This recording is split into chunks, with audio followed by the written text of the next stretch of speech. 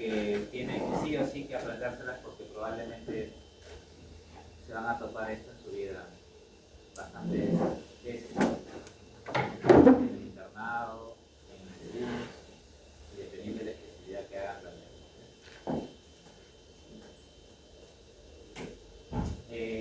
Vamos a ver estos temas. Principalmente vamos a tocar sobre la enfermedad cerebrovascular, ¿ya?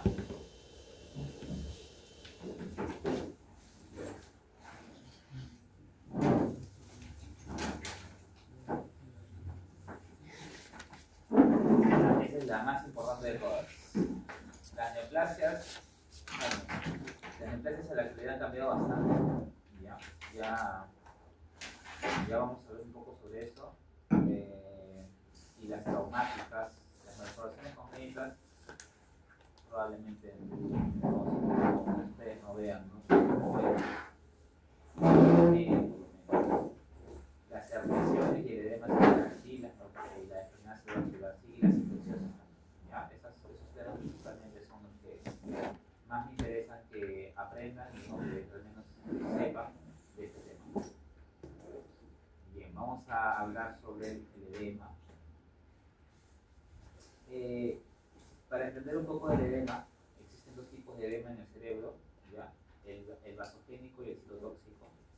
O sea, es como decir el edema extracelular y el intracelular, ¿no? Nosotros tenemos, esto no solamente es para el cerebro, sino también para todos los tejidos, ¿no? Si el líquido se acumula en el espacio extracelular, es un edema extracelular. En este caso se le llama en el cerebro, hablamos de un edema vasogénico, ¿okay? En donde el vaso permite la fuga del líquido y se acumula en el espacio extracelular. Pero si el líquido se empieza a acumular dentro de la célula, intracelularmente, se le conoce como edema citotóxico. Ambos edemas son bastante patogénicos en el cerebro, ¿okay? Si bien es cierto, el edema, el más frecuente en todo el cuerpo es el vasogénico, ¿okay?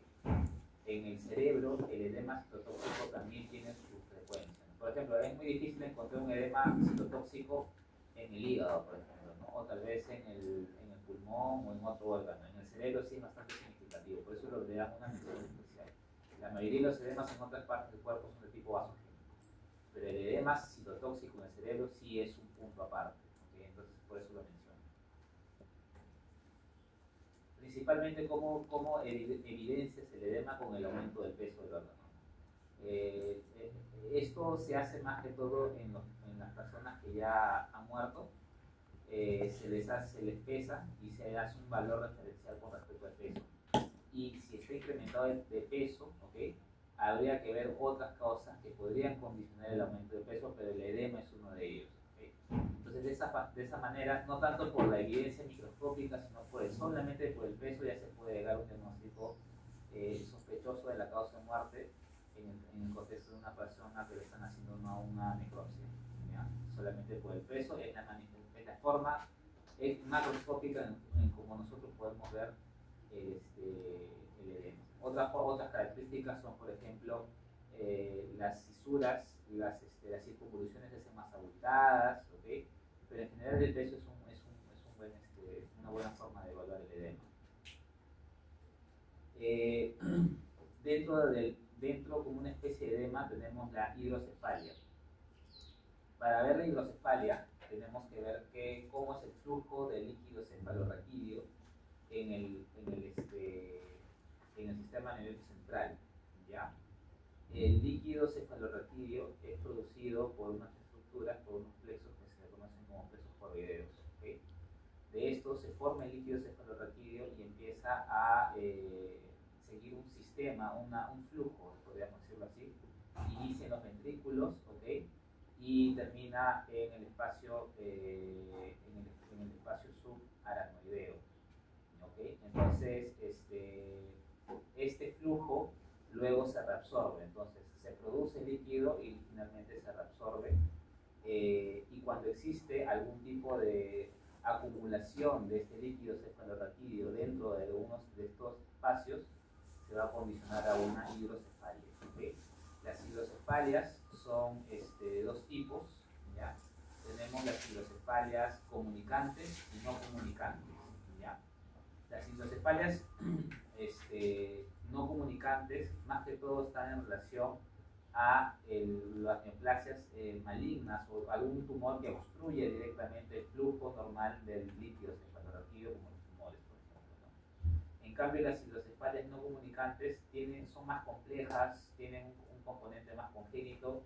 Una de las causas relativamente frecuentes puede ser de las comunicantes, sería que el plexo, un aumento en la síntesis de líquido cefalorraquídeo, como algunas neoplasias del plexos coroideos, o más bien una ausencia en la reabsorción del mismo, ¿no? Entonces, esto produce una hidrocefalia de tipo no comunicante. La hidrocefalia ex vacuo es una hidrocefalia especial, porque en este caso no existe una alteración a nivel del flujo, ¿okay? Como sí sucede en las comunicantes y no comunicantes. Acá el problema es el parénquima cerebral. Se empieza a reducir y por lo tanto los espacios, los ventrículos empiezan a agrandar secundaria a la reducción del parénquima cerebral, ¿ya? Esto, por ejemplo, ¿no? El hidrocefalia ex vacuo. Se reduce el parénquima y los ventrículos empiezan a aumentar de tamaño secundario, pero no es que exista una alteración a nivel del flujo. El flujo está normal, solamente que es un cambio adaptativo de los ventrículos para secundar a la atrofia del parénquima cerebral, ¿ya? Bien, luego vamos con las herniaciones.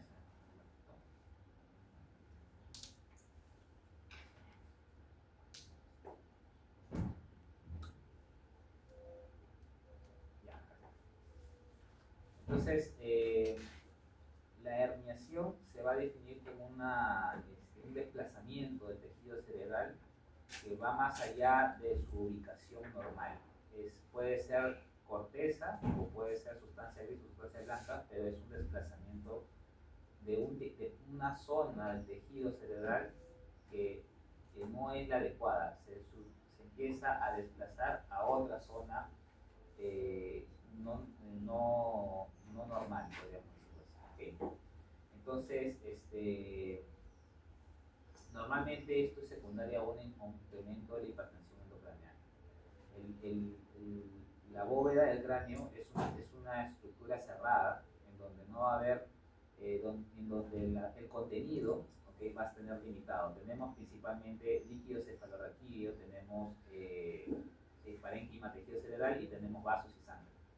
Eso va a estar ese es los componentes principales de la bóveda del cráneo, y cualquier alteración de un incremento en estas, eso tiene un equilibrio normal, ¿no? Hay un porcentaje que ocupa el parénquima cerebral, otro porcentaje que ocupa el líquido cefalorraquídeo y así. Si hay un aumento de uno de estos componentes, va a producir un incremento de la hipertensión endocraniana, ¿no? No solamente, por ejemplo, un tumor que produciría un aumento de qué componente del parénquima cerebral, hipertensión endocraniana. O por ejemplo, una hidrocefalia, ¿no? ¿Qué aumento de qué? Del líquido cefalorraquídeo, hipertensión endocraniana. La consecuencia de la hipertensión endocraniana son muchas, pero una de ellas es la herniación, ¿okay?, posterior a la hipertensión endocraniana, ¿okay? Hay varios tipos de hipertensión endocraniana, ¿okay?, pero vamos a resumirlos en este de acá. En estas son, si no me equivoco, son tres. Son tres. Tenemos la herniación subfalcina, ¿okay?, o herniación cingulada, ¿okay?, que es acá, en la cual la circunvolución del cíngulo, que es esta de acá, pasa por debajo de la voz del cerebro, ¿okay? Subfalcina, ¿okay? Por debajo pasa por la voz del cerebro, es una de las frecuentes. Luego tenemos la transtentorial, ¿okay? En la transtentorial, la cara medial la cara medial, que es la cara más interna este es el lóbulo temporal, mira. Este es el lóbulo temporal, ¿okay? Este de acá, este lóbulo es el temporal, ¿no es cierto? Esta cara sería la lateral y esta cara de acá sería la medial, ¿no? La medial significa la que más está cerca a la línea media, podríamos decirlo, ¿no? Esta cara medial empieza a herniarse a través a través del tentorio, que es esta estructura de acá se llama tentorio, ¿okay? A través del tentorio se empieza a herniar, por eso se llama transtentorial, ¿okay? Acuérdense que la transtentorial es la herniación de la cara medial del lóbulo temporal, ¿okay? ¿Hacia dónde? A través del tentorio hacia la fosa posterior. Esta es la zona de la fosa posterior. Lógicamente, si este tipo de herniación comprime o afecta la fosa posterior, en la fosa posterior tenemos el cerebelo y el tronco cefálico, ¿no? Por lo tanto, va a producir sintomatología relacionada a las estructuras que se encuentran en el tronco cefálico. Una de ellas, por ejemplo, es el tercer par craneal. Por lo tanto, la manifestación clínica es la midriasis, una de las manifestaciones clínicas. También tenemos alteraciones, pueden haber problemas vasculares, porque por ahí también pasa la arteria cerebral posterior. Y lógicamente acá están todos los núcleos relacionados con la conciencia, ¿no? Con el centro respiratorio, puede producir la muerte definitivamente, ¿no? Herniaciones transtentoriales. Y finalmente tenemos la herniación tonsilar, en donde normalmente la herniación tonsilar es del cerebelo que se empieza a herniar a través hacia el canal medular, ¿okay? Esa es menos frecuente, lógicamente. La más frecuente son estas dos primeras, ¿ya?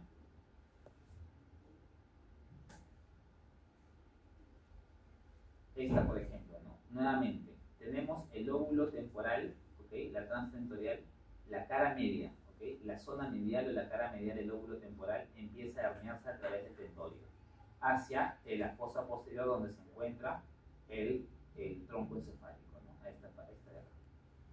Y está desplazando al tronco encefálico porque están en la cara, en la fosa posterior, ¿ya?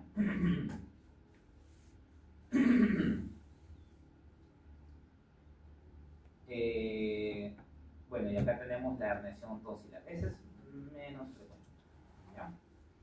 De ahí tenemos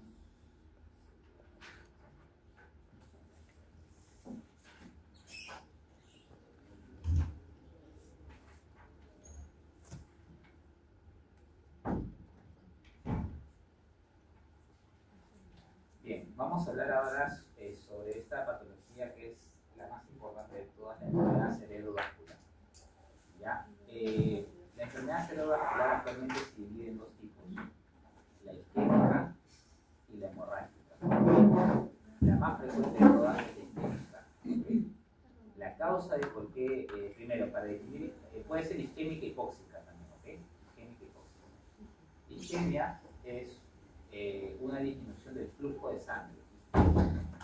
Vamos a ver, bueno, vamos a ver cómo se produce. Hipoxia, el flujo se mantiene, pero la sangre no está oxigenada o la oxigenación de la sangre no es la suficiente para mantener las necesidades metabólicas del cerebro, ¿okay?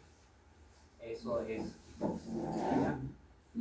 Claro, un tipo de hipoxia es la isquemia, pero no todas las isquemias, todas las hipoxias van a ser por isquemia. Por ejemplo, una hipoxia podría ser una intoxicación por monóxido de carbono.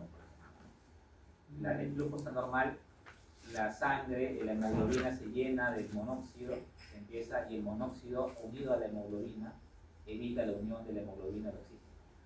Entonces, el flujo está normal, pero el cerebro sufre de isquemia porque el oxígeno no se puede, no lo suelta, ¿okay? No lo suelta, entonces al tejido cerebral, ¿okay? Entonces, isquemia y hipoxia, ¿ya?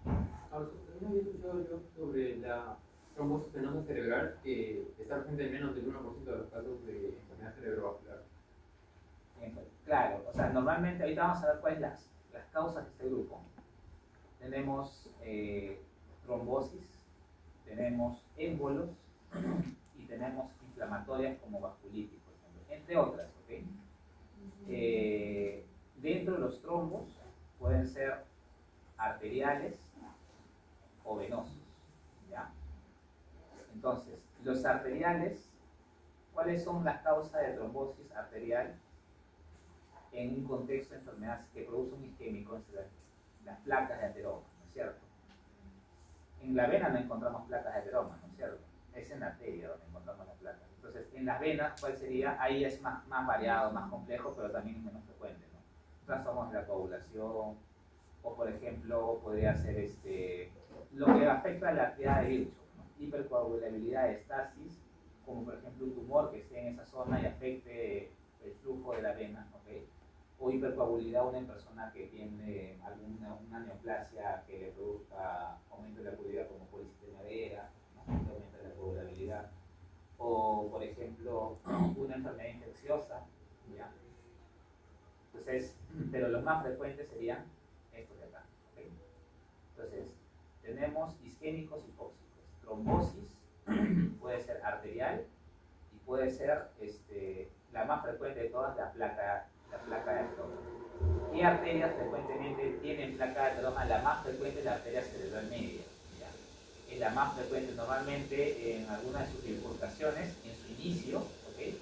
O luego sus ramas terminales de la cerebral media, ¿ya? Luego tenemos las causas embólicas, ¿okay? Y acá en las causas embólicas, el Harrison, que es seguido en medicina interna, lo divide en dos tipos principalmente, las cardiógenas y las no cardiogénicas, ¿okay?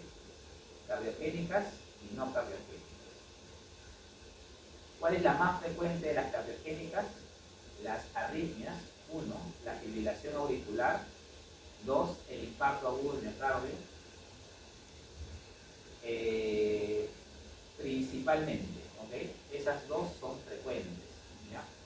Y las no cardiogénicas, la ruptura de placa de ateroma de una arteria extracraneal como es la carótida, por ejemplo. Ahorita más o menos vamos a explicar esto, ¿ya?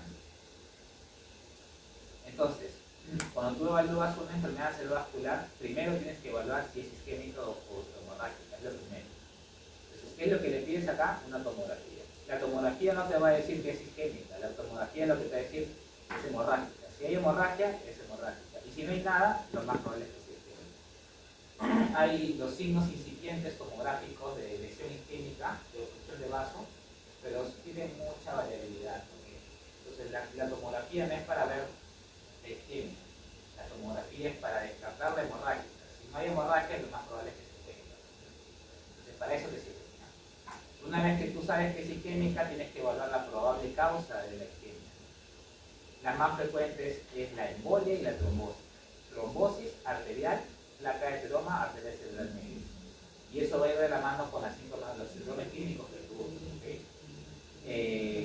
Si es embolia, tienes que buscarle pulso, ¿okay? Para ver si tiene algún pulso arrítmico. Fibrilación auricular es la más frecuente.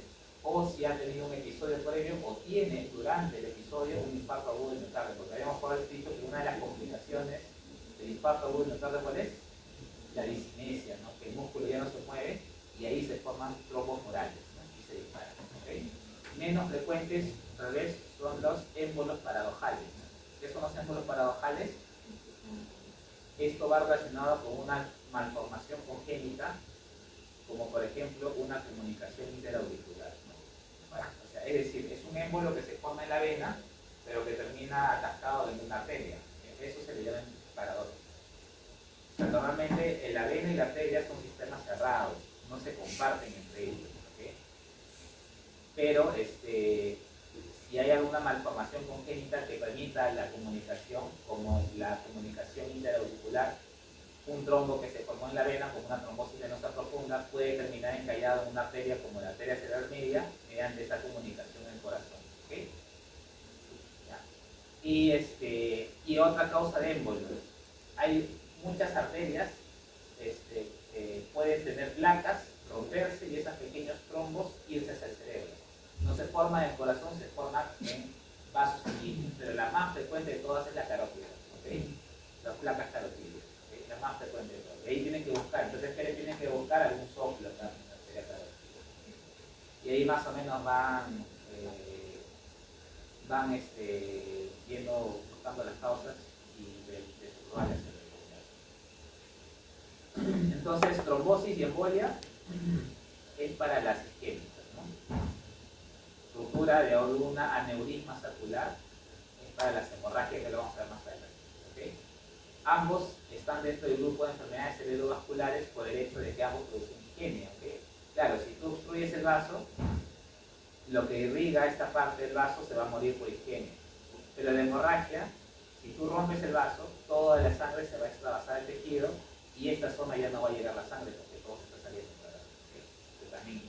eso entran dentro de las enfermedades cerebrovasculares. ¿Ya?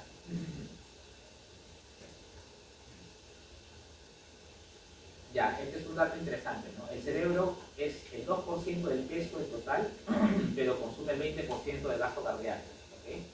El 20% del gasto cardíaco es consumido por el cerebro. Eso significa que el cerebro es un órgano bastante sensible al oxígeno, ¿ok? Necesita el oxígeno para funcionar. Si no tiene oxígeno no funciona, ¿ok? Entonces, por eso es que las enfermedades isquémicas en el cerebro son producen bastante manifestación clínica, ¿ok?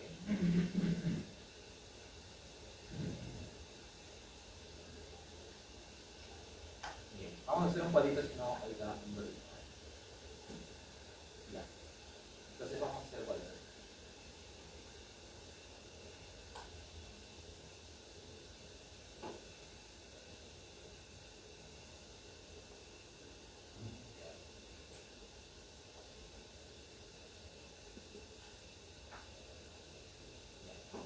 Entonces, la enfermedad cerebrovascular puede ser, habíamos dicho, como isquémicas, tóxicas o hemorrágicas. Esta es una clasificación con respecto a la etiología probable. ¿Cuál sería la probabilidad? Dentro de las isquémicas tenemos dos tipos, la localizada y la generalizada. La localizada es todo lo que habíamos hablado. Vamos a ver los trombos, ¿okay? Los émbolos y otras, como por ejemplo la inflamación de los vasos. Pero hay otras. Los trombos pueden ser arteriales o venosos. Los más frecuentes son los arteriales por placa de ateroma. Los émbolos, habíamos dicho que son cardiogénicos y no cardiogénicos. Los cardiogénicos, por orden de frecuencia, fibrilación auricular, la causa. 2, en segundo lugar, puede ser un infarto agudo de la causa, entre otros cardiogénicos, y otras arritmias principalmente. Y los no cardiogénicos, la placa de ateroma de la arteria carótida. Placa de ateroma de la carótida. Ahí más o menos. Los generalizados, ¿cuáles serían el grupo de los generalizados? Acá tendríamos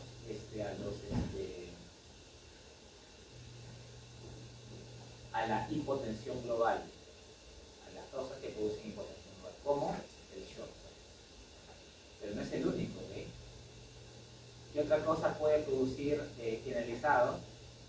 La intoxicación por monóxido de carbono, ¿okay?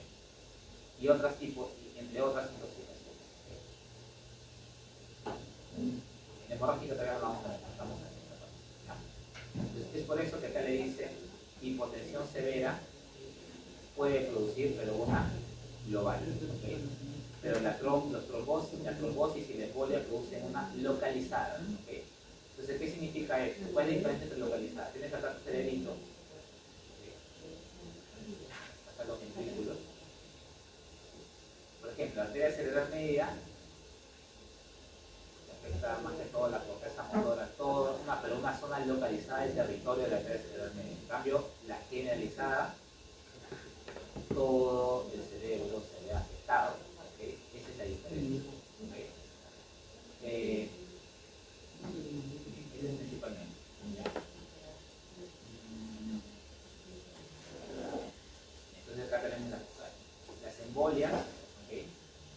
Tenemos las cardíacas, ¿no? Como la fibrilación auricular, y las placas de ateroma. La más frecuente de las no cardiogénicas es la rotura de placa de ateroma de la arteria carótida.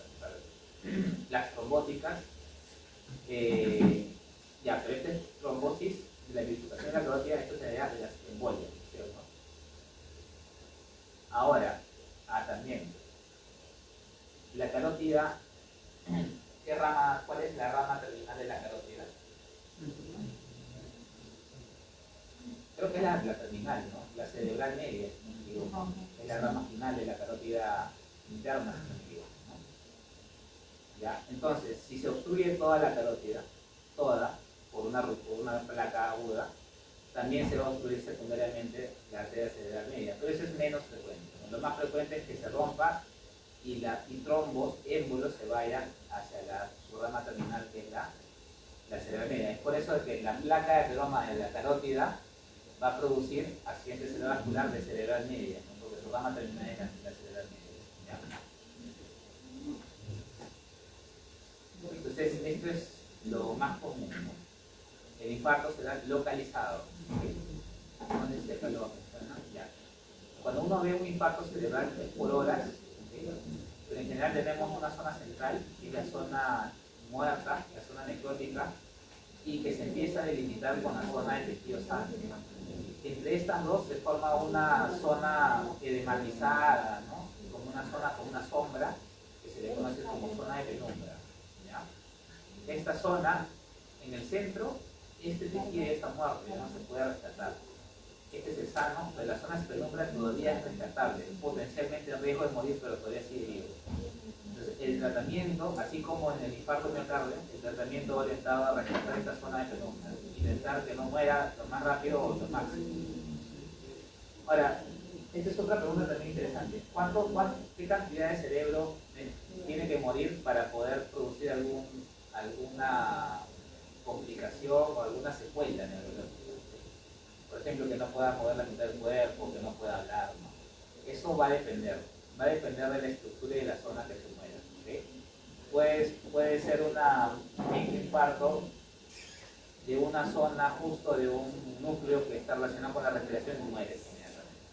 O puede haber pacientes que tienen extensas áreas de muertes, de necrosis cerebral y siguen caminando y respirando e incluso estar conscientes.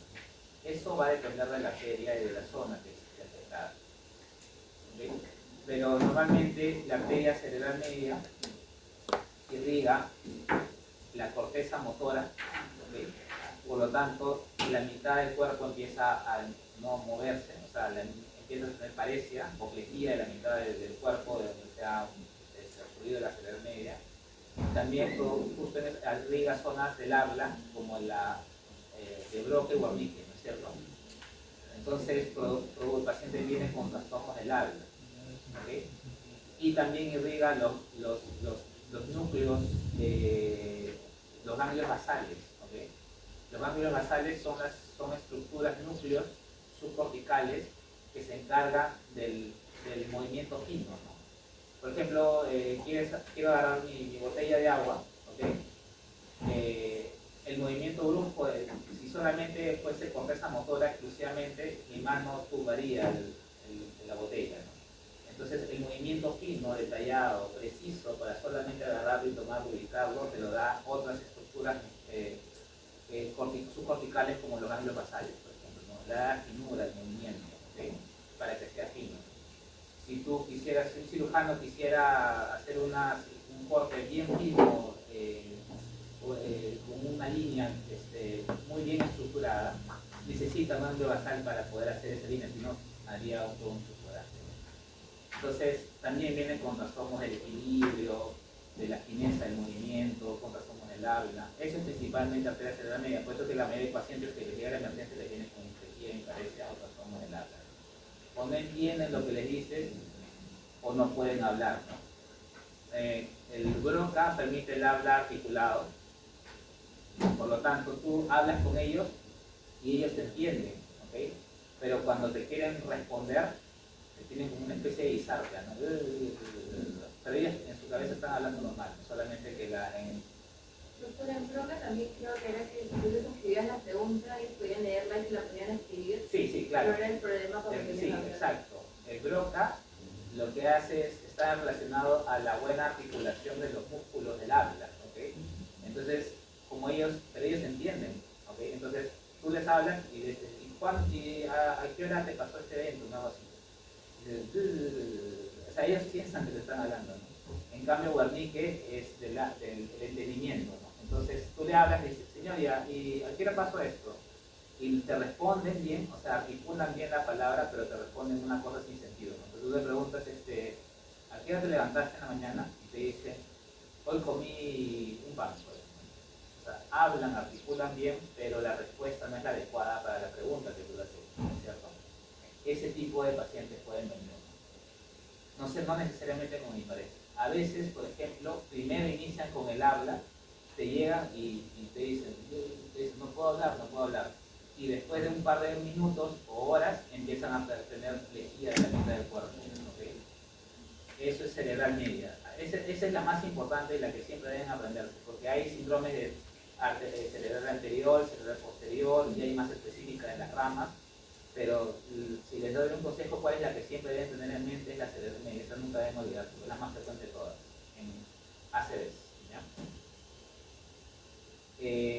Bueno, en primera instancia vemos cambios de lesión aguda neuronales, ¿no? Eso es lo que se le conoce como las neuronas rojas. Hay una hipereosinofilia del citoplasma neuronal, ¿okay? De la soma, es un citoplasma hipereosinofílico. Los núcleos empiezan a tener cambios como cariorrexis y cariolisis, ¿okay? El núcleo, la soma empieza a dermatizarse, edema celular, además de la hipereosinofilia. ¿Okay? Y empieza a haber un cambio que ya no es neuronal, pero también se ve que se le conoce como gliosis reactiva. ¿Okay? Gliosis, a ver, la isquemia no solamente se afecta a las neuronas, sino también se afecta las células no neuronales, ¿no? Como por ejemplo los astrocitos, los oligodendrocitos y en menor medida la microglía. ¿Okay? Entonces, esos cambios en las células no neuronales del cerebro, del parénquima cerebral, se le conoce como gliosis reactiva, que principalmente es una proliferación de astrocitos en el cerebro. Entonces, tú ves a tantos astrocitos, tu neurona muerta, rojita y muerta, ¿okay? Y la glía, los astrocitos empiezan a proliferar el número, empiezan a dar un incremento de astrocitos.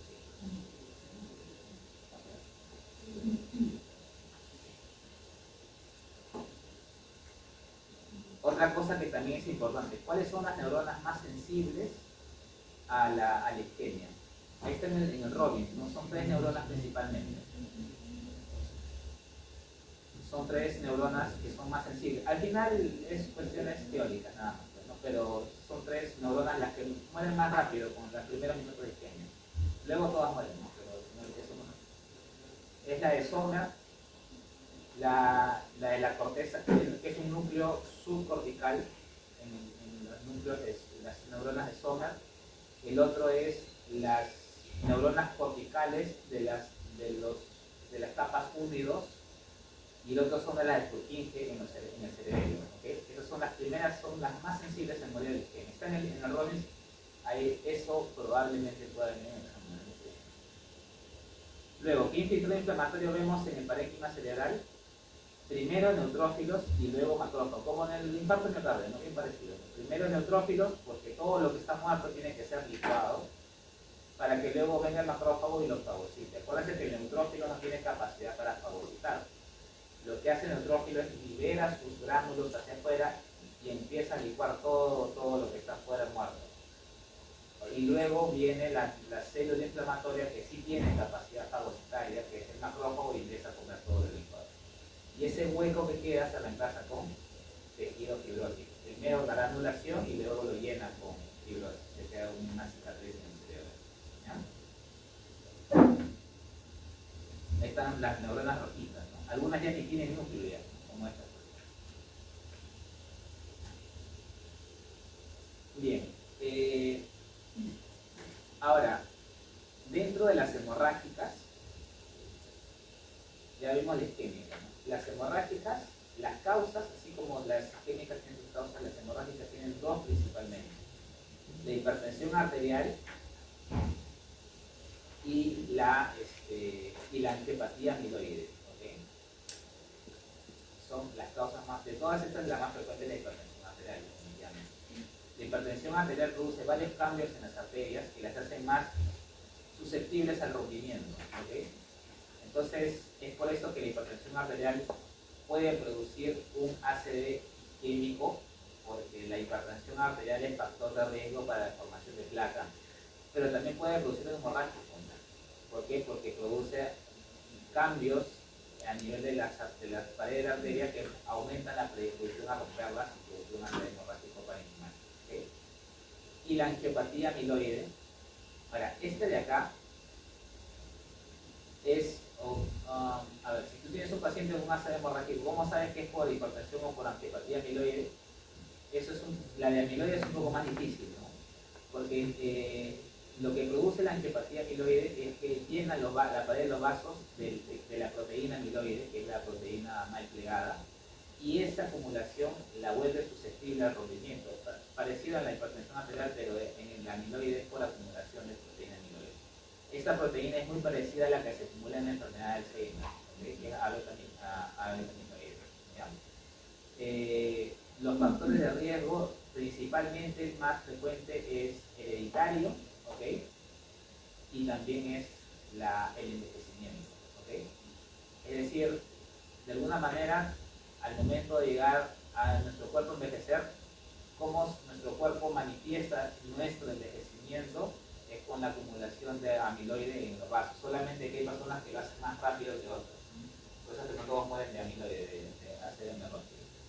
Las que tienen más, por eso tienen componentes genéticos, las que tienen más predisposición a hacerlo. En todo caso, tú lo que vas a, el único factor de riesgo que tendrías acá es el envejecimiento y algún antecedente familiar de ACM hemorrágico, nada más. Y ahí podrías sospechar de esta, pero la más frecuente es hipertensión arterial.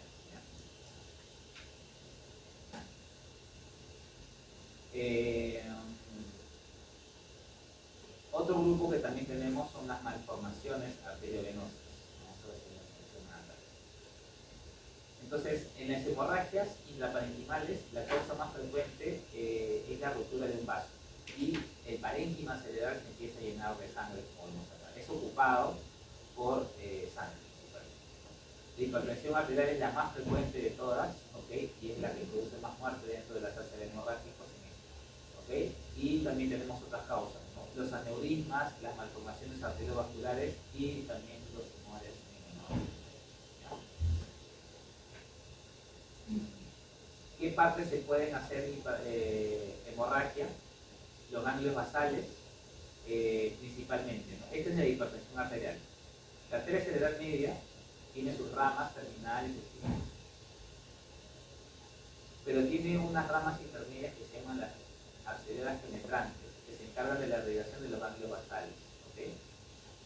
Entonces, estos de acá son susceptibles a la ruptura en un ACV hemorrágico por hipertensión arterial. Por eso es que se ve la hemorragia en este nivel. Y esto lo puedes observar a la resonancia de la tomografía. Entonces, para eso te sirve la TAC, ¿no? No para diagnosticar el isquémico, sino para descartar el hemorragia. Si no ves nada, como acá, por ejemplo, todo está limpio, pero tiene síntomas de ACV, lo más probable es que el ACV sea isquémico.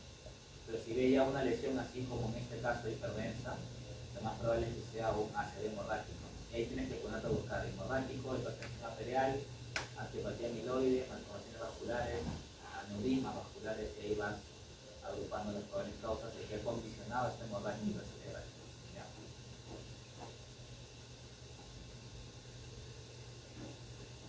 El cambio que produce la hipertensión arterial se le conoce como esclerosis hialina vascular. Hay varios cambios que produce la hipertensión arterial en las arterias, pero este cambio es el más frecuente y el que más va a producir, va a condicionar el ACV hemorrágico. Pueden haber microaneurismas, solamente 300 micras, ¿okay? Y también tenemos los infartos lagunares, ¿okay? Que son los microinfartos, chiquititos, como punteados, como petequias, especiales. ¿Okay? O sea, no todos los infartos ustedes lo van a ver así, ¿okay? No, es infartos hemorrágicos, ¿no? La hemorragia no lo van a hacer. Pueden verlos solo petequiales, por ejemplo acá, puntito. Y eso también es hemorragia, ¿okay? O también la pueden ver extensa, ¿no? La hipertensión puede producir este tipo de hemorragias más frecuentemente, las petequiales. ¿Okay? En cambio, las malformaciones vasculares, las otras, como los aneurismas, las malformaciones vasculares, producen este tipo de hemorragia. En la mayoría de veces, la hipertensión puede también producir ruptura de vasos de mediano calibre, como la arteria cerebral media. En la mayoría de veces produce este tipo de infartos petequiales.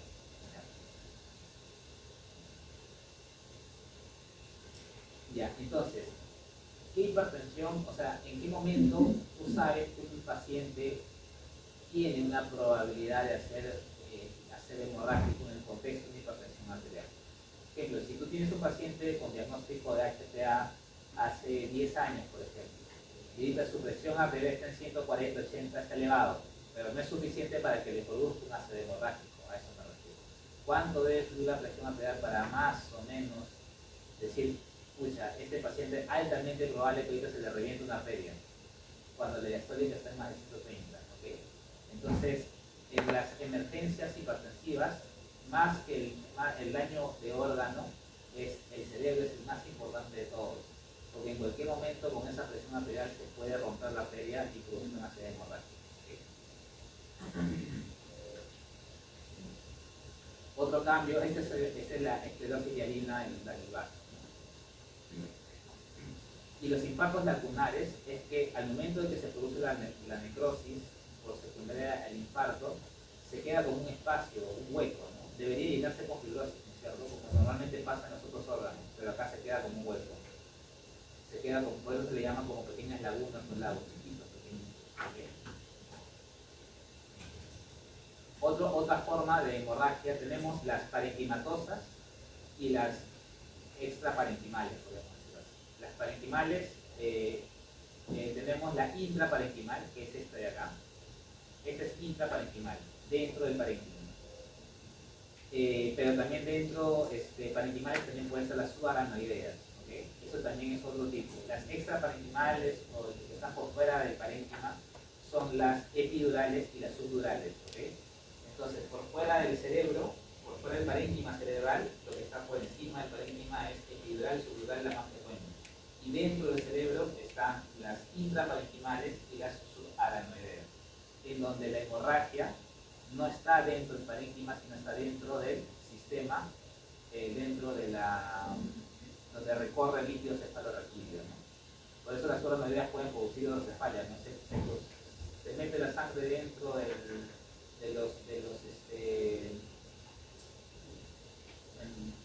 espacio subaranoideo, se coagula y obstruye el flujo, y puede producir una hidrocefalia, ¿no? Las subaranoideas son frecuentemente asociadas a los aneurismas, ¿okay? Acá tenemos un cuadrito, aneurismas, ¿ya? El más frecuente de todos es la arteria cerebral anterior, ¿ya? Luego viene la arteria cerebral media y como que la zona de la bifurcación de la posterior, ¿ya? Esa es la más frecuente de todas, ¿ya? Y la rama terminal de la cerebral media también.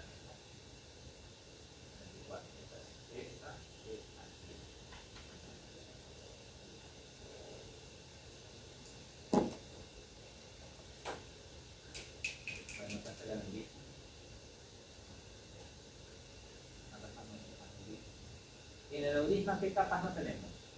¿Alguien sabe? ¿Por qué? O sea, la arteria tiene sus tapitas, pero cuando llega el aneurisma, el cálculo, hay capas que no tiene, por eso es que se rompe rápidamente. No tiene la capa muscular, ¿okay? Y tampoco tiene la de lámina elástica, ¿okay? Esas capas no tienen. Y por eso es que casi es una nadita nomás, solo que tendría ahí endotelio y adventicia nada más prácticamente. Por eso es que se rompe rápidamente.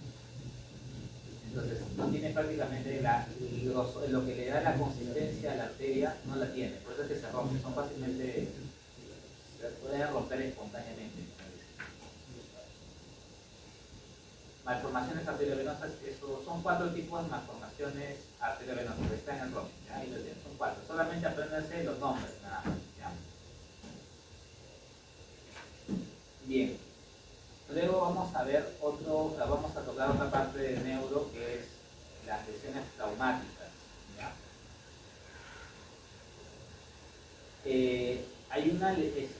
Acá tenemos varios conceptos que tenemos que aprender con respecto a los traumatismos del sistema nervioso central. Por ejemplo, tenemos el concepto de contusión. La contusión es un daño cerebral secundario, un desplazamiento de todo el cerebro, ¿okay? Y lo que vamos a ver es el desgarro o el rompimiento tratamiento del parénquima o de los vasos secundarios al golpe o al traumatismo. Por ejemplo, este cerebro ha sufrido una caída a nivel del segundo piso, se rompe el parénquima. ¿Okay? Pero no es que haya entrado algún objeto y haya lesionado directamente el cerebro. El que ha roto es el golpe que ha sufrido el cerebro contra el cráneo. Y este golpe es el que ha condicionado la ruptura. ¿Okay? Porque otra cosa es que entre un objeto y rompa directamente o destruya el parénquima de forma directa. ¿Okay? En contusión hablamos que sobre específicamente del cráneo, específicamente, que es la transmisión de la fuerza cinética desde la pared, desde el hueso craneal hacia el parénquima cerebral con alguna lesión de vaso o de daño parénquimal. En cambio, la contusión no vamos a ver ese daño. Es también una secundaria a un golpe, pero en este caso el parénquima cerebral está sanito, pero clínicamente el paciente está con trastorno del sensorio. Tiene que entrar incluso con ventilación mecánica. ¿Sí? Entonces, así rapidito. Tú tienes un paciente que ha tenido un TEC, se ha caído del tercer piso y entra con trastorno del sensorio. O sea, agarro, tienen que entrarle con ventilación mecánica. ¿Ya? Entonces, ¿cómo sabes si es contusión o contusión? Le haces una carta. Si ves hemorragia, ¿no? Áreas de hemorragia en el cerebro, hemorragia es contusión. Si no ves nada, pero tiene trastorno sensorio secundario al daño, al traumatismo, es confusión, ¿okay? Porque no hay daño. Y lo bueno de la confusión es que es reversible, o sea, ese trastorno del sensorio que tiene, después de un tiempo, va a revertir. En cambio, la confusión ya no es reversible. Lo más probable es que no revierta, o revierte pero deja secuelas. ¿Okay? Entonces, esa es la diferencia entre confusión. O sea, esa es la significancia de diferenciar entre confusión o confusión. Por confusión tú le puedes asistir con ventilación mecánica, darle toda la asistencia, pero sabes que va a revertir en cualquier momento. Va a volver a regresar a la pausa, va a recobrar la conciencia, va a recobrar el gasto, y le vas a quitar la ventilación y va a estar normal. A lo mucho que puede quedar la secuela de la amnesia. Algunos refieren que les produce trastornos psiquiátricos posteriores al traumatismo. Pero bueno, al fin y al cabo puede hablar, puede comer, puede expandirse los síntomas. En cambio la condición es un traumatismo directo del cráneo. ¿Okay?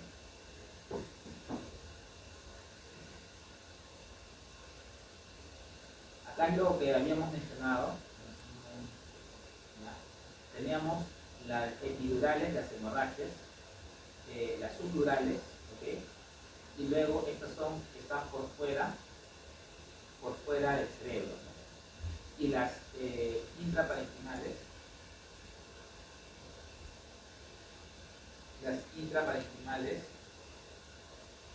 son la subaracnoidea y la parenquimales es subaracnoidea y la intraparenquimales. ¿Okay?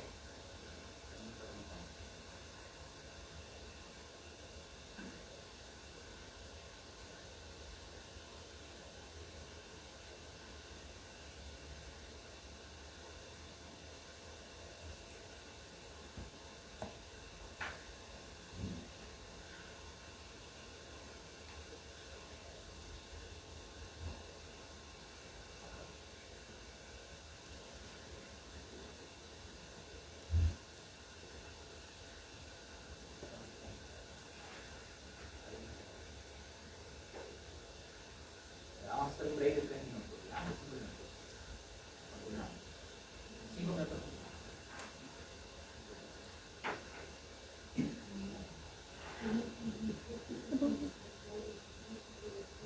Por fuera del parénquima, que son las epidurales y las subdurales. Acá está. En el caso de las epidurales, la ruptura del vaso es una arteria. ¿Okay? Es más que todo a nivel entre el cráneo y la dura madre. ¿Okay? La ruptura arterial en esa zona va a condicionar una hemorragia, un hematoma. Este hematoma va a despegar o va a ser no asociado a la pared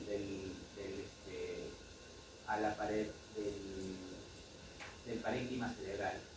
y lo que va a hacer la hemorragia es disecar o crear un espacio real disecando las leptomeninges del cráneo, ¿okay? Las esferas. ¿Okay? En cambio, en los hematomas subdurales, el vaso es un vaso de tipo venoso. ¿Ya? La dura madre tiene dos partes. Una parte celular, donde hay un montón de fibroblastos, y una parte fibrosa. ¿Okay? La ruptura de los vasos venosos a este nivel va a condicionar como una especie de una disección de estas dos partes, y es ahí donde se va a formar el hematoma. Por lo tanto, el hematoma subdural es dentro de la meninge. ¿Okay? No tiene comunicación con el espacio subaracnoideo, por lo tanto el espacio va a estar libre. ¿Okay? No, por lo tanto no entra dentro de un grupo de las parenquimales. ¿Ya? Estas dos causas son condicionadas por traumatismo, a diferencia de los otros, donde la mayoría pueden ser o por ruptura espontánea de alguna malformación o de una ruptura de un aneurisma o hipertensión o vasculopatía amiloide. Estos dos son casi siempre asociados a traumatismo endocraniano, traumatismo encefalocraniano. ¿Ya? El epidural, principalmente, la causa más frecuente, como ven acá, es una fractura de cráneo. Es su causa, su condicionador más frecuente, ¿ya? Fractura craneal.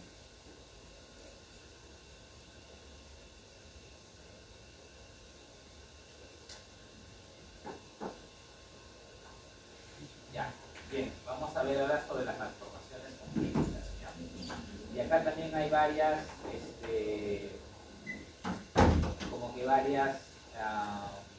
definiciones que tenemos que ver. Pero en general vamos a verlo así. Tenemos defectos del tubo neural, y los defectos del tubo neural se van a dividir en dos tipos: los asociados al fallo del cierre del tubo neural y los asociados a un defecto óseo primario. Dentro del fallo del cierre del tubo neural tenemos dos principalmente. Tenemos la anencefalia y tenemos el mielomeningocele. En cambio, en las alteraciones de los defectos óseos tenemos dos principalmente: el encéfalo mielomeningocele y tenemos la espina bífida. ¿Okay? Acuérdense la clasificación. ¿Ya? Defecto del tubo neural, falla del cierre del tubo neural, tenemos dos: anencefalia y mielomeningocele. Defecto óseo primario, tenemos encéfalo mielomeningocele y espina bífida. ¿Ya?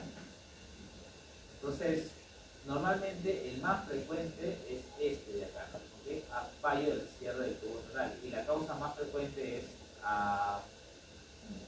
metabólicos, ¿no? Por ejemplo, que no haya tomado sus vitaminas, la B12 o la B9, la gestante, algunas toxinas como el consumo de alcohol durante el primer mes del embarazo produce defectos del cierre del tubo neural, produce o este de acá o el mielomeningocele, ya que es la anencefalia.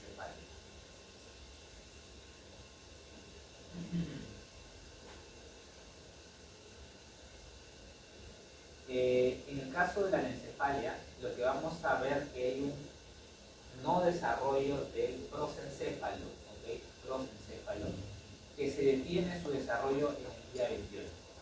¿Por qué se detiene su desarrollo? Ahí, como les digo, hay varias causas. Dentro de las comunes acá en nuestro medio puede ser por el consumo no adecuado de vitaminas B2 y B9, el consumo de alcohol durante esas primeras 2 semanas de gestación, ¿okay?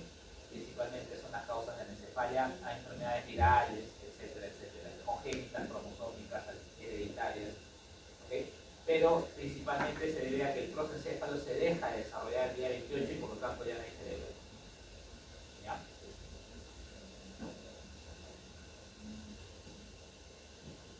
Luego tenemos anomalías prosencéfalo, ¿ok? Y dentro de las anomalías del prosencéfalo tenemos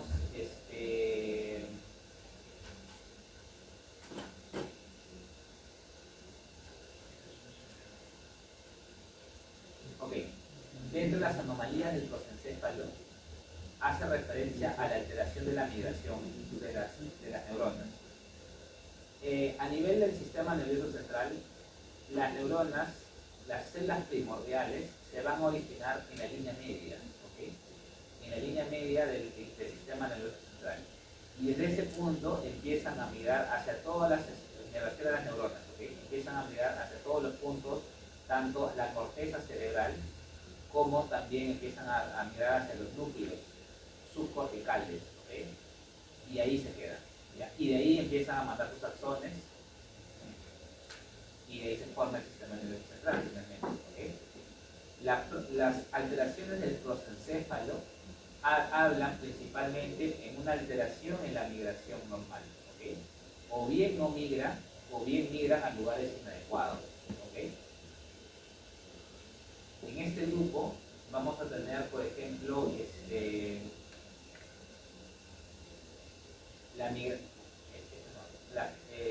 prosencéfalo, vamos a tener la migración,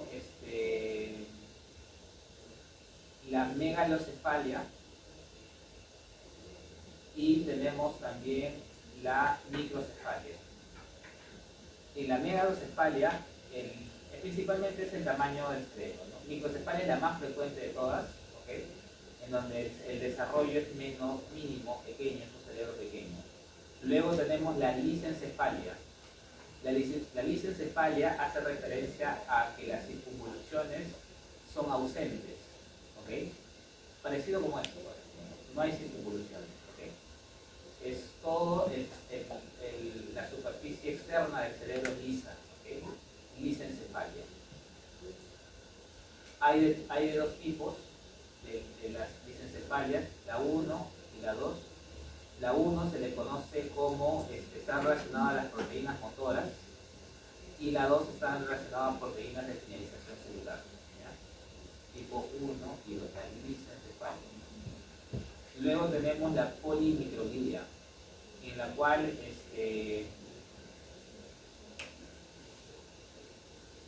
vamos a ver numerosas son circunvoluciones que se forman, pero son pequeñitas, ¿okay? Y son irregulares. Y esto se debe a que normalmente la corteza tiene varias capas, ¿no es cierto? Pero dentro de esas capas normales, en la polimicroglia solamente vamos a encontrar 4 nada más, es menos de lo normal, ¿okay?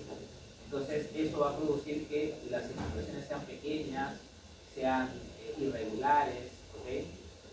Se forman los surcos, pero no como en la lisencefalia, pero sí se ven que son bastante pequeñas, irregulares y no normales, ¿no? Otras malformaciones, por ejemplo, tenemos la agenesia del cuerpo calloso, ¿okay? Entre otras, ¿ya? Las que les he hablado ahorita son las alteraciones del prosencéfalo, ¿ya? Prosencéfalo. Entonces, el prosencéfalo tenemos la macro, la megalocefalia y la microcefalia, la lisencefalia, la polimicroglia y otra menos frecuente que es la heterotropia neuronal, ¿okay? ¿Ya? La lisencefalia tiene dos tipos, la tipo 1 y la tipo 2, ¿okay? La tipo 1 es asociada a mutaciones en proteínas motoras y la tipo 2 asociadas a proteínas de señalización. Todas las enfermedades del prosencéfalo están relacionadas a la alteración de ¿qué? De la migración neuronal, desde el punto de vista neuronal, ¿ya? Bien, ahora vamos a ver las infecciosas, ¿ya? Dentro de las causas infecciosas, vamos a tener varios grupos de enfermedades infecciosas que van a comprometer el sistema nervioso central, ¿okay? Dentro de ellas tenemos, por ejemplo, las meningitis, y de las meningitis tenemos dos tipos, las meningitis agudas y las crónicas, ¿okay? Dentro de las agudas es la más frecuente, una de las más frecuentes es la asociada a E. coli, por ejemplo. Tenemos E. coli, Streptococcus pneumonia, si hablamos de los meningitis en los neonatos, Neisseria meningitidis en adolescentes y Streptococcus pneumonia en adultos. ¿Okay? La crónica, la causa más frecuente de meningitis crónica, ¿cuál es? La tuberculosis.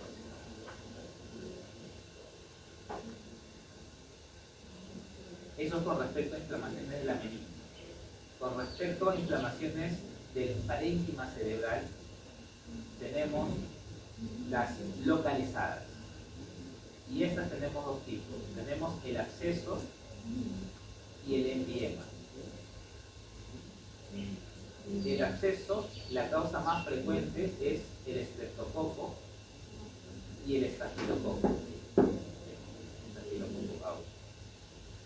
Y el empiema normalmente polimicrobiano. Y estas dos pertenecen al grupo de las bacterianas.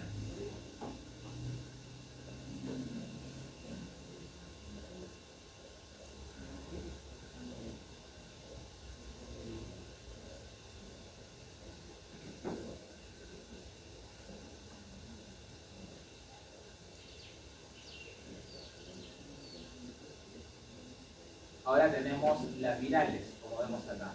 Dentro de las virales tenemos la meningitis, la encefalitis principalmente. Vamos a tocar estas dos principalmente.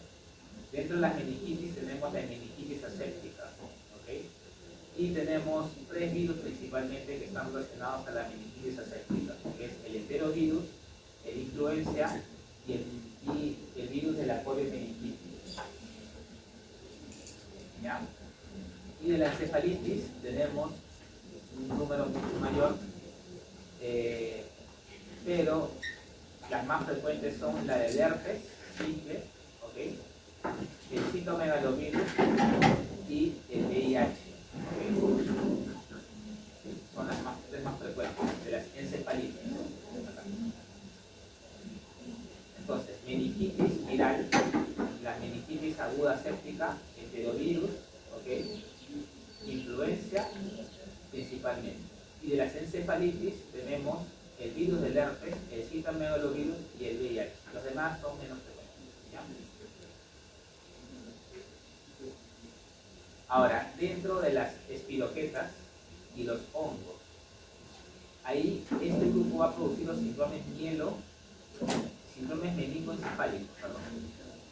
¿Y qué grupos y qué enfermedades tenemos acá? Tenemos la neurosífilis, la enfermedad de Lyme, que nosotros no vemos casi nada acá. La enfermedad de Lyme es más que todo de países del norte, de Estados Unidos, ¿no? Principalmente. La enfermedad de Lyme no vemos mucho acá. Y la meningitis fúngica. La neurosífilis, principalmente es treponema pálido. ¿La neurosífilis en qué etapa de la sífilis se produce?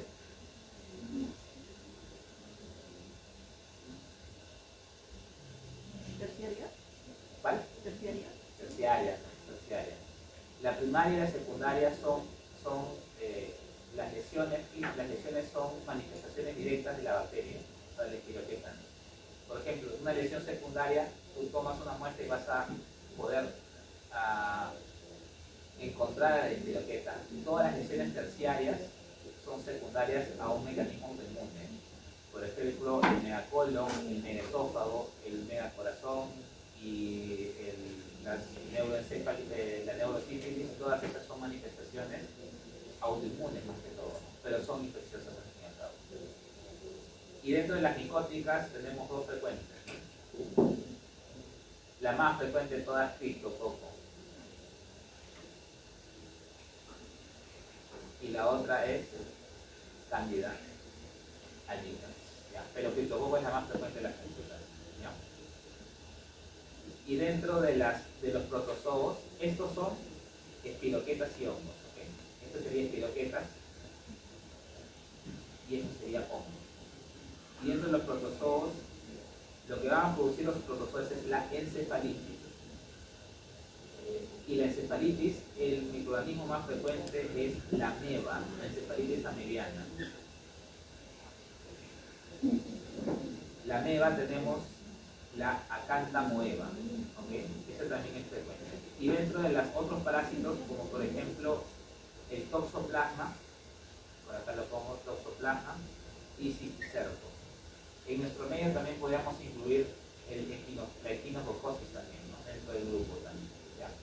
Entonces más o menos hay un cuadro en el Robbins que está bien bonito. Ese cuadro apréndanse con respecto a las etiologías, ¿ya? Entonces, por ejemplo, síndrome meningoencefálico está relacionado a neurosífilis, ¿no es cierto? O por hongos también. No está asociado a meningitis piogénica aguda. Eso no tiene nada que ver. Meningitis piogénica aguda está dentro de las bacterianas, ¿ok? Bacterianas, meningitis piógena o meningitis crónica. Pero un síndrome meningoencefálico no es del grupo de las bacterianas, está en el grupo de las hongos y espiroquetas, ¿ok? O sea, puede ser treponema o pueden ser hongos como el criptococo, ¿ok? Ya. Ahora, en las encefalitis virales, independientemente de cuál sea la etiología, el infiltrado inflamatorio que más vamos a encontrar es el linfocito, ¿okay? abundante linfocito. En las meningitis piógenas, ¿cuál es el inflamatorio? El neutrófilo, ¿cierto? Meningitis piógena o aguda, el neutrófilo. Meningitis crónica, como tuberculosis, el macrófago. En encefalitis o meningoencefalitis virales, linfocito, ¿ok? Tal vez en las treponemas, las células plasmáticas son las que más predominan, ¿ok? Y en las protozoarias o los parásitos, los eosinófilos también son bastante predominantes. Más o menos así también lo pueden. Ya. Vamos a hablar de otro grupo de enfermedades rápido, la esclerosis múltiple. La esclerosis múltiple es una enfermedad autoinmune de tipo desmielinizante, pero este desmielinizante es el sistema nervioso central. ¿Quién se encarga de mielinizar a los axones en el sistema nervioso central? Son los oligodendrocitos. Un oligodendrocito, por ejemplo, por acá pasa un axón, por acá otro axón, por acá otro axón. Un oligodendrocito mieliniza así, ¿no? Uno mieliniza a todos. En cambio el Schwann, un Schwann para cada nódulo. ¿Okay? Así, en cambio el oligo, en el sistema nervioso central, este es el periférico, en el central mieliniza de esta forma. ¿Okay? Entonces, en la esclerosis múltiple va a ser una mutación, una enfermedad autoinmune que ataca a la mielinización de los axones. Por lo tanto, los axones se van a ver desprovistos de mielina. Si bien es cierto, no mata directamente el axón, ¿okay? No mata la neurona, la está desmielinizando y la mielina es importante para el funcionamiento normal de la neurona, la transmisión de la sinapsis. ¿Okay? Por lo tanto, estos pacientes, si se desmielinizan las neuronas del sistema nervioso central, van a presentar síntomas síntomas neurológicos. ¿Okay? ¿Cuál es el sistema autoinmune que condiciona la desmielinización?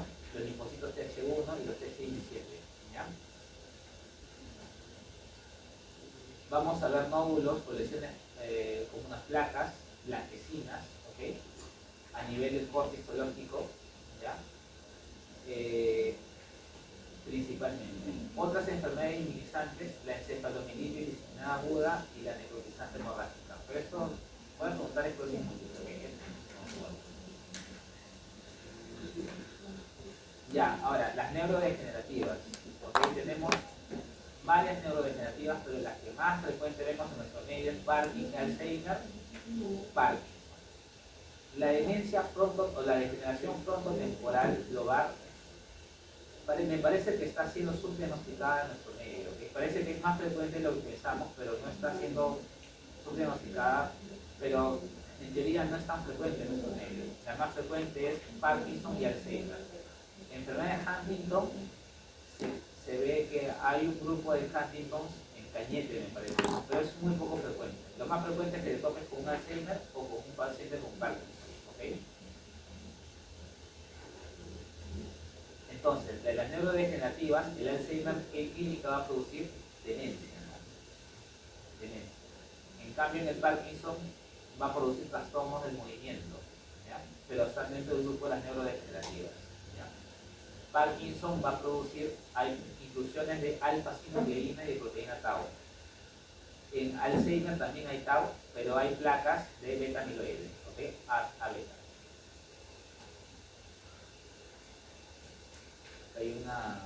Ya, acá está. Normalmente, esta proteína de acá, ¿ok? Es una proteína de membrana, ¿ya? Y la proteína se encarga, normalmente, tiene una zona hidrofílica, que es esto de acá, ¿ok? Las enzimas como las secretasas se encargan del buen rompimiento de la proteína, de toda la proteína. Y esta es la zona hidrofóbica. Entonces la proteína normalmente está en la matriz extracelular de las neuronas, su hidrofílica y su hidrofílica y la hidrofóbica, de tal manera que es soluble. Tiene una función aparentemente estructural en la matriz extracelular. Pero en las pacientes que tienen Alzheimer, las enzimas solamente permiten o separan o destruyen esta zona hidrofílica y solo se queda la zona hidrofóbica. La zona hidrofóbica de esta proteína es hidrofóbica porque tiene una gran cantidad de conformación beta-planar, ¿okay? O sea, prácticamente es una proteína amiloide. La enzima condiciona a la acumulación de esta proteína, conduciendo a la formación de las placas de amiloide, ¿okay? Las placas de amiloide, como no tienen todos son hidrofóbicas y no tienen su parte hidrofílica, se vuelve tóxica y empieza a matar a todas las neuronas en el cerebro, ¿okay? Y eso condiciona a nuestro paciente en la enfermedad de Alzheimer con la demencia, ¿okay?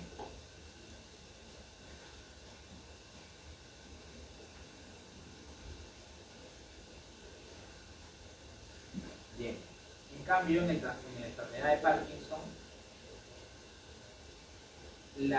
hay una acumulación de una proteína que se llama alfa-sinucleína. Esta proteína asociada a las normalidades mitocondriales. Esta proteína específicamente en qué núcleo? En la sustancia negra, ¿okay? En la sustancia negra.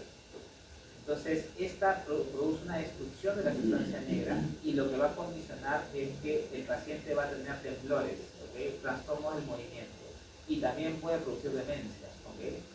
Pero principalmente la patogenia es una acumulación y alteración de la destrucción del núcleo de la sustancia negra, ¿okay? Los síntomas principalmente es el tremor o el temblor y la bradicinesia y la inestabilidad. Pareciera que este núcleo está relacionado con el movimiento fino y al mismo tiempo con el equilibrio, ¿okay? Entonces los pacientes se vuelven muy rígidos. Cuando tú le quieres, por ejemplo, le dices, a ver señor, hágase la mano, él no va a hacer este movimiento fluido, va a ser así como ruedas de carro. ¿Ya? Se pone rígido las articulaciones, aparte del temblor, ¿ok?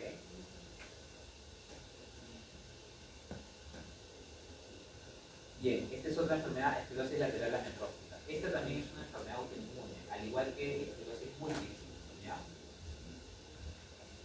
Pero mientras que en la esclerosis múltiple lo que había una era desmielinización, pero la neurona se mantenía.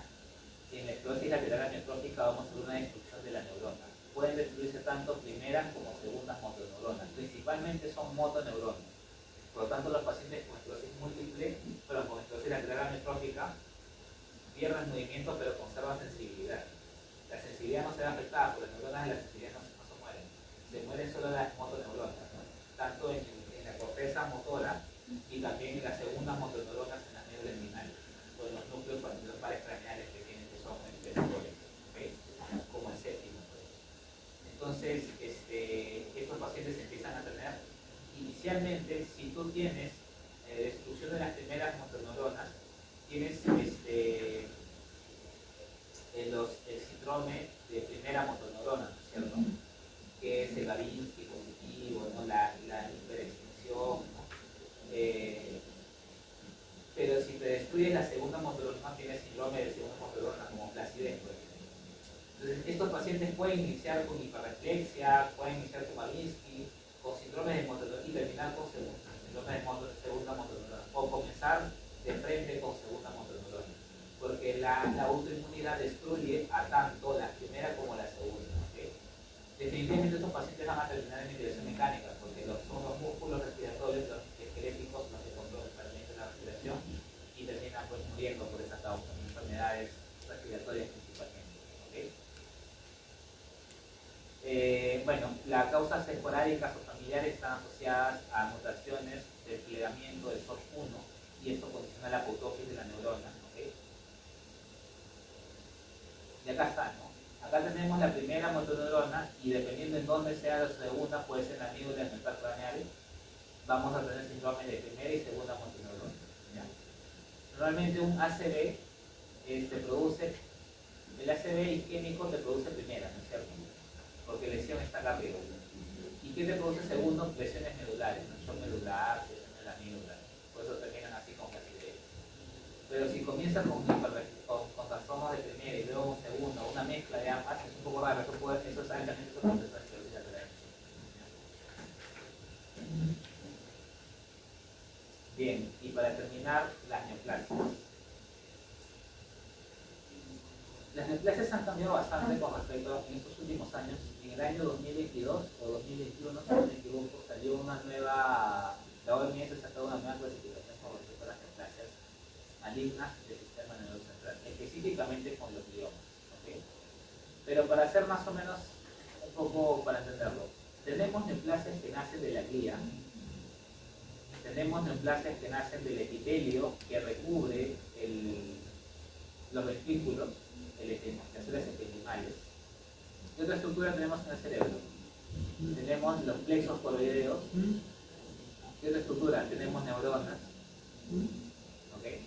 Cada una de esas estructuras tiene su neoplasia. ¿Okay? Las neoplasias que salen de la glía, ¿qué tenemos en la glía? Astrocitos y oligodendrocitos. Por lo tanto tendremos astrocitomas y tendremos oligodendrogliomas.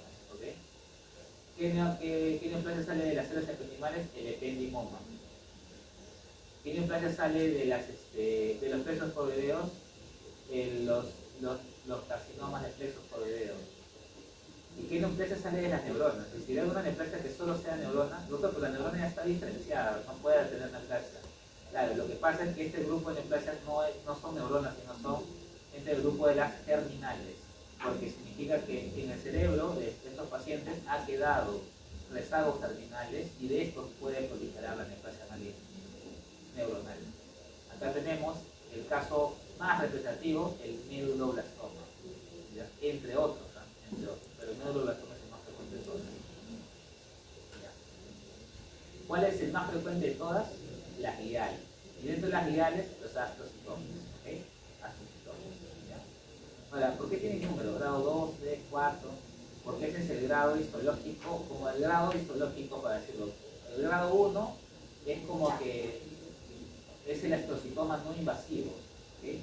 Tú puedes tener tumor acá, por ejemplo, acá está tu parénquima, está el tumor, pero el tumor no se mete al parénquima circundante. Por lo tanto, en teoría es como un in situ el mismo. ¿Okay? Pero, por ejemplo, tienes el mismo tumor y ya se está infiltrando el parénquima. Eso puede ser 2 o puede ser 4. ¿De qué va a depender? Si es 2 o es 4, y ahí depende del grado de atimia, ya son otras características mucho más. Pero 2 y 4 son invasivos, y el 1 es no invasivo. ¿Okay? Por eso que el 1 puedes curar, si lo detectas en grado, en estadio OMS 1 lo curas, pero si no ya es más variable en el 2, 3 o 4.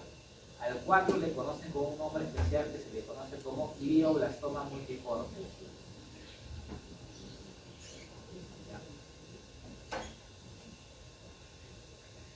Al astrocitoma difuso se le conoce como, este es el del tipo 2, el de grado 2 OMS, el difuso. El anaplásico es el 3. Y el glioblastoma multiforme es el 4. Los oligodendrogliomas solo tienen 2 y 3, no tienen 4, ¿ok? Ya no tienen 4. Una característica importante de los oligodendrogliomas es que tienen las células en huevo frito. Células en huevo frito.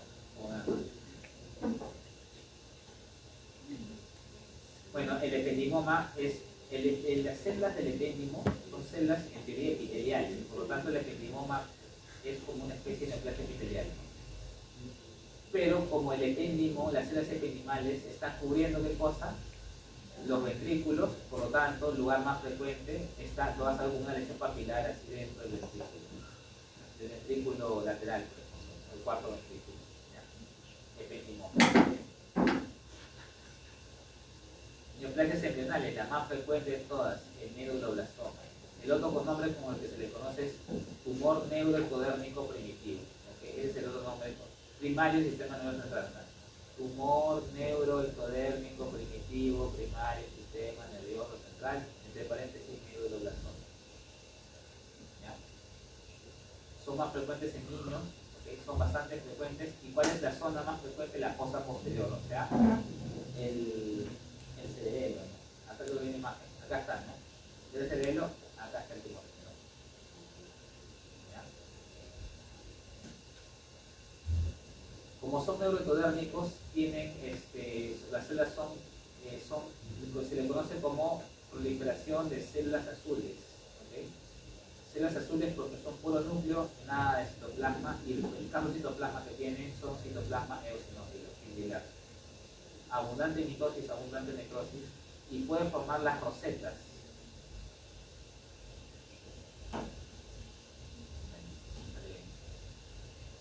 Eso es con respecto a las neoplasias del sistema nervioso central. También hay neoplasias de las meninges, ¿okay?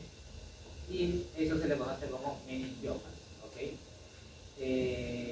Tenemos también los meningiomas por grado 1, 2 y 3, ¿okay? De los cuales el 1 es el benigno, es decir, puede producirte un tumor así en la meninge, le sacas, ¿okay?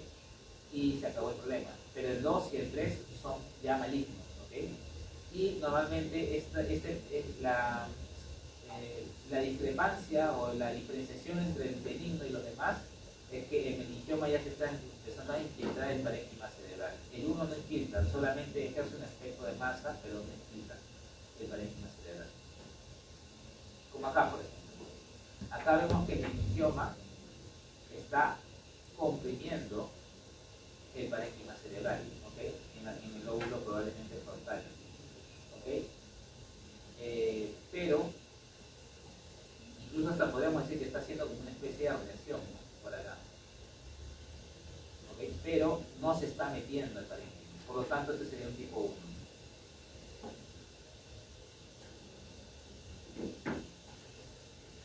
Listo. Ya chicos, les voy a dar las fija ya para la semana pasada. Les voy a decir cómo va a ser el examen de la próxima semana. ¿Ya?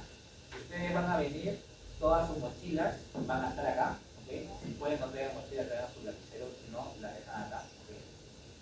¿Ya? Y los voy a ir colocando como el examen pasada por orden de lista. ¿Ya?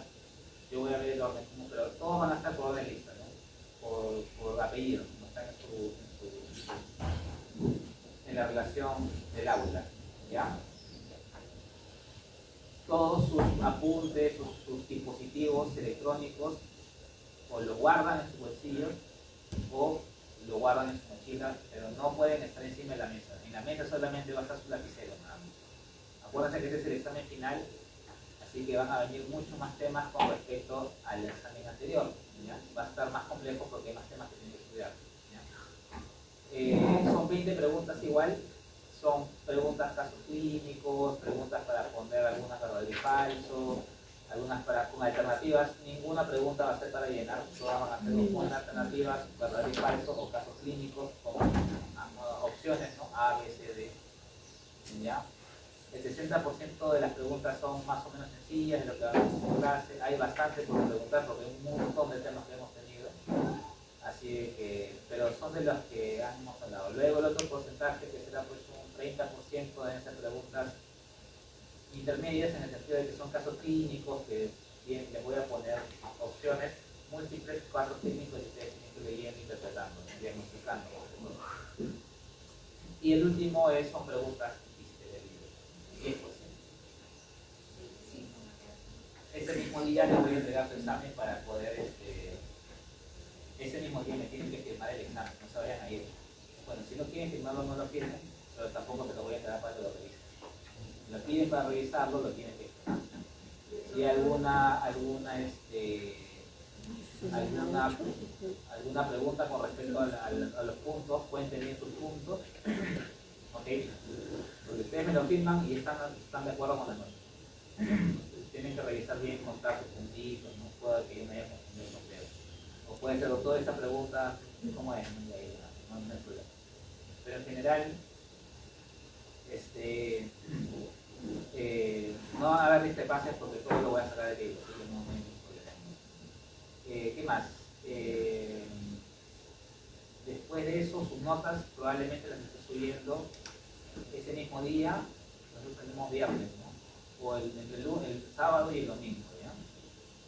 Y ya con eso tendrían, y también se tiene que subir la evaluación continua 3 y ya con eso tenemos notas finales. ¿Qué más?